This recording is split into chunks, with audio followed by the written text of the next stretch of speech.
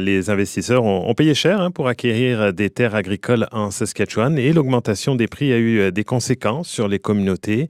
C'est ce qui ressort d'une étude des chercheurs André Magnan et Annette Desmarais, publiée par le Centre canadien de politique alternative, étude qui s'est penchée sur les acquisitions de terres agricoles dans la province sur une période de 10 ans, entre 2003 et 2014. On va revenir ce matin en studio avec le co-auteur de l'étude, André Magnan, qui est professeur associé au département de sociologie et d'études sociales de l'Université de Regina. André Magnan, bonjour. Bonjour.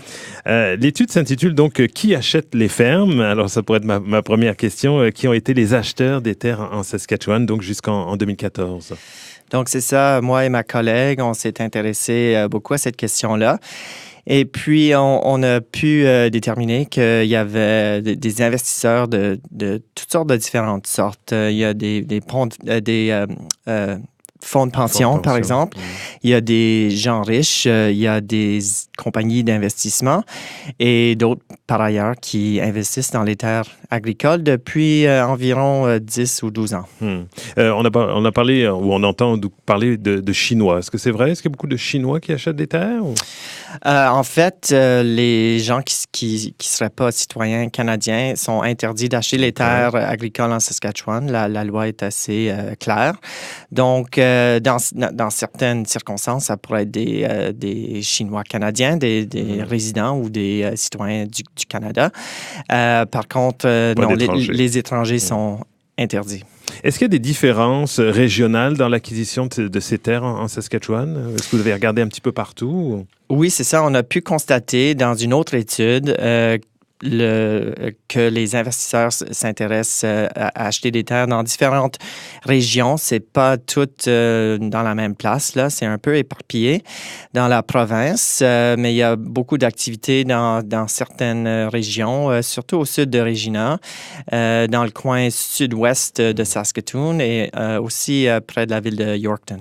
On a beaucoup parlé, il y a eu beaucoup de manchettes avec ça, ces terres agricoles achetées par des grands fonds de pension, par des investisseurs très riches.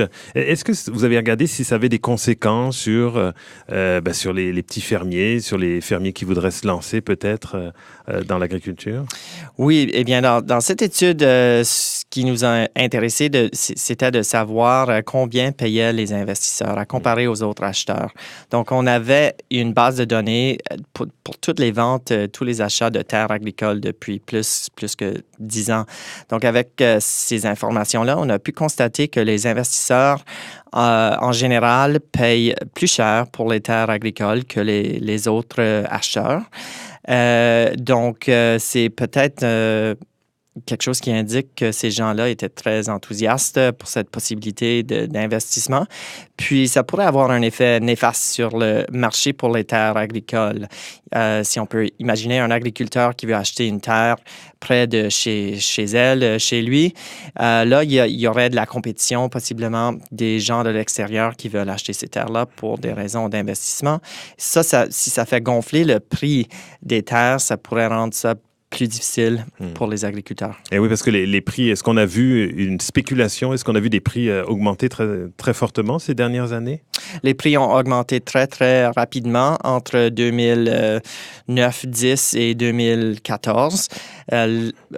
Les derniers chiffres que nous avons là en 2015, c'était 9,4 %, mais avant ça, en 2012, c'était 30 % d'augmentation dans une seule année. Je ne pense pas que ce soit uniquement les investisseurs qui ont influencé le gonflement des prix. Il y avait d'autres facteurs, sûrement, mais dans certaines régions, avec la compétition des investisseurs, je pense que ça aurait eu un effet de gonfler davantage les prix. Et avec cette augmentation des prix, vous, en tant que sociologue, est-ce que vous voyez un impact sur les communautés rurales en Saskatchewan avec ça? Je pense que c'est vraiment la question de l'accès aux terres pour les agriculteurs, surtout les jeunes qui voudraient s'établir dans l'industrie, qui voudraient peut-être agrandir exploitation agricole, ça peut être vraiment un grand défi là, quand les prix remontent très rapidement. De l'autre côté, les gens qui voudraient vendre leurs terres, les gens qui sont prêts à prendre leur retraite, par exemple, eux, ils peuvent bénéficier du gonflement des prix des terres. Donc, c'est vraiment une question d'accès aux terres, je crois. Est-ce que les lois devraient être modifiées? Est-ce qu'on devrait faire des choses du côté des gouvernements concernant l'achat des terres en Saskatchewan? Dans le moment, je pense que c'est une question à surveiller.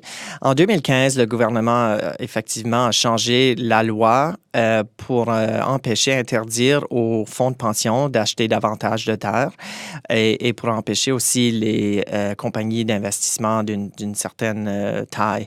Donc, ça c'était des changements qu'on a apportés en 2015. Dans le moment, par exemple, il n'y a aucune loi qui interdit aux gens très riches d'acheter des très, très grandes superficies de terre. On sait qu'il y a un homme de l'Alberta, M. Robert Angelic, qui a des terres agricoles, je pense 200 000 acres de superficie. Donc, c'est vraiment très, très grand. Et je pense qu'on va continuer à avoir cette tendance. Est-ce que c'est inquiétant, cette concentration des terres autour d'une personne ou de quelques investisseurs? Est-ce que ça peut être inquiétant, ça? Comme je l'ai dit, je pense que c'est quelque chose à surveiller. 200 000 acres, c'est vraiment c'est très grand là, pour une personne. Mais il faut aussi comprendre qu'en Saskatchewan, je pense que la superficie agricole est 59 millions d'acres. Donc, c'est vraiment une petite portion de toutes les terres. Mais c'est les effets dans certaines régions, je pense qu'il faut surtout surveiller.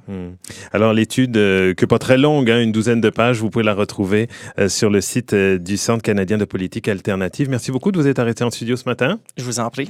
André Magnan, qui est professeur associé au département de sociologie d'études sociales de l'Université de Regina, co-auteur de cette étude avec Annette Desmarais de l'Université du Manitoba.